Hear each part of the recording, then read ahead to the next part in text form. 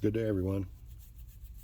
Today we'll be doing the original version of the Squirmy Wormy, Squirmito, whatever you want to call it.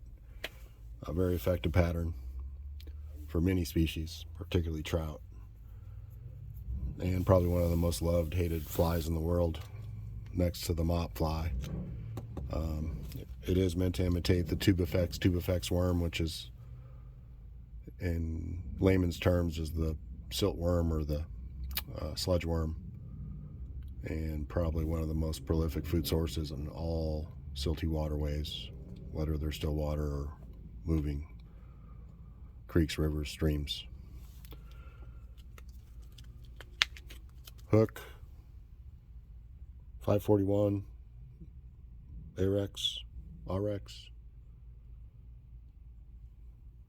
Similar hook to the 2457 Tiemco or the Daiichi 1120. Barbless version. I fish almost everything barbless these days. Safer for the fish, safer for the angler as far as being able to get it out. Beads. I like the tungsten, a little more weight. Rainbow hue bead is the one I like to use for almost all of them because it has a lot of the hues of what the squirmies come in, except for the glow-in-the-dark. And in that case, we would just use the glow-in-the-dark bead from Hairline. Both go together well, and then just use white thread instead of your colored thread to match the squirm. The squirmy material comes in 4.5, 5-inch segments usually. So what I'll do is just cut 1.5. Thread is important. 210 denier flat wax thread. I use Danville. Is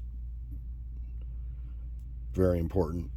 If you use 70 denier, which is equivalent to 8/0 or even 6/0 or 140. I think 6/0 goes from 136 to 142 depending on the manufacturer. A lot of times it will cut through the material.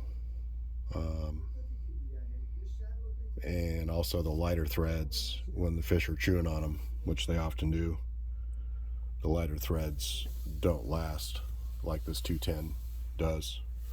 So we're not able to put many adhesives go with the squirmy. It tends to melt them. So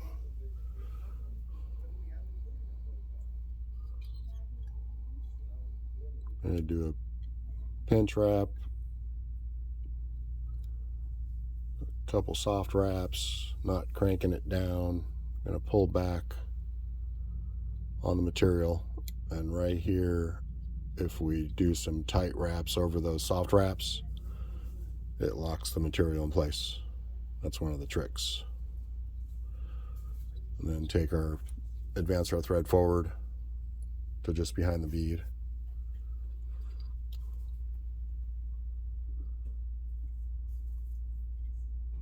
Do some wraps forward.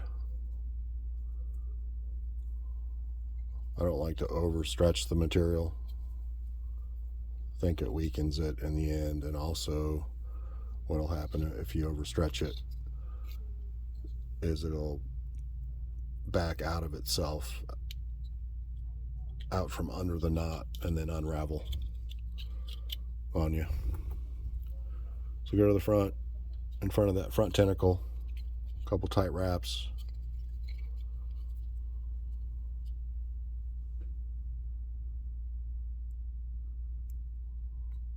Whip finish. I like to do 2 whip finishes.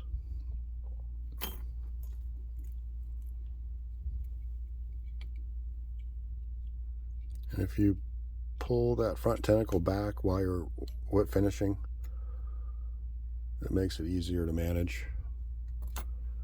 Usually when you go to cinch that knot down, the material will kind of go into the thread and get all squiggly. Again, no adhesives are needed.